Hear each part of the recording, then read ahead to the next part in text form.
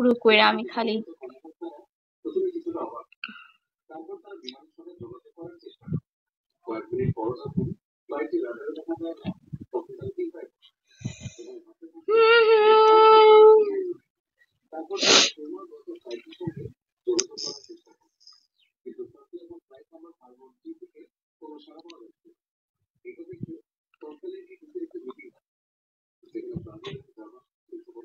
Germany Germany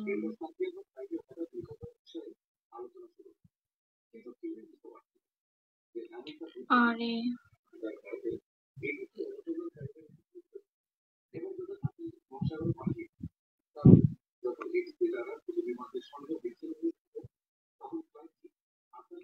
হ্যাঁ আজকে পাখি ভাই অ্যাক্টিভ পাখি ভাই বোরে বাপের বাড়ি পাঠায় দিছে তো এটা লেয়া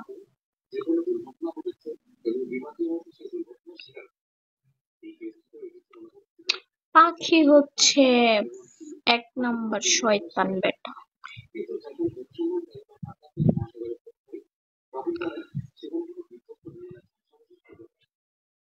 পাবনা মহাসাগর আচ্ছা এটা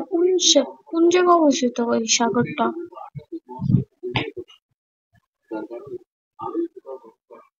হ হ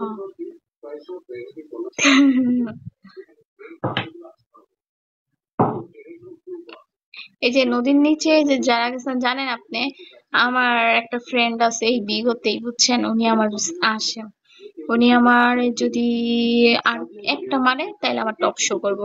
উনি হচ্ছে একজন উনি হচ্ছে সাগরের নিচে গেছে সাগরের নিচে যা ওনার বাড়ি হচ্ছে চিটাগাং উনি কিন্তু অনেক শিক্ষিত ঠিক আছে চিটাগাং পোলার একদম শিক্ষিত হয় আমি দেখছি তো উনি হচ্ছে পানির নিচে যায় সেলফি ফেলছে তারপরে হচ্ছে ওনার ফেসবুকের সাথে আমার সরি ওনার একটু নাম বলা যাবে না ওনার ইয়ের সাথে আমার অ্যাড আছে আমি তারপর ওনার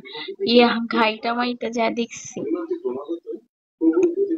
ওনার নিজের উনি বিদেশে কি করছে উনি নিজের কোম্পানি খাড়া করা একবারে বাংলাদেশে চলে আসছে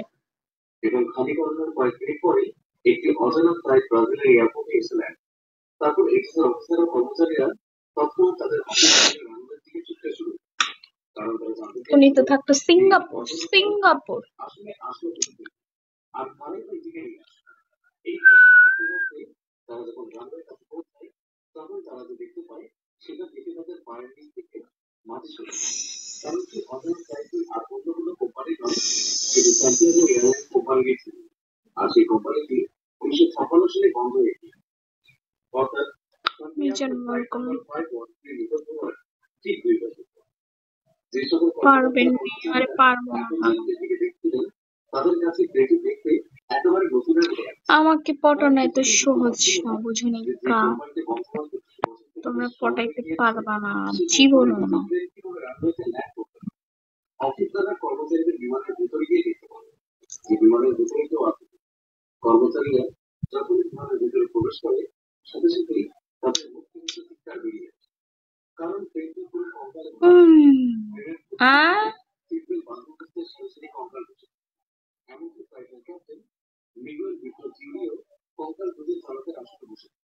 এবং তার হাত তখনও কম্পিউটার কন্ট্রোল বাটন আর এই ফ্লাইটে ছিল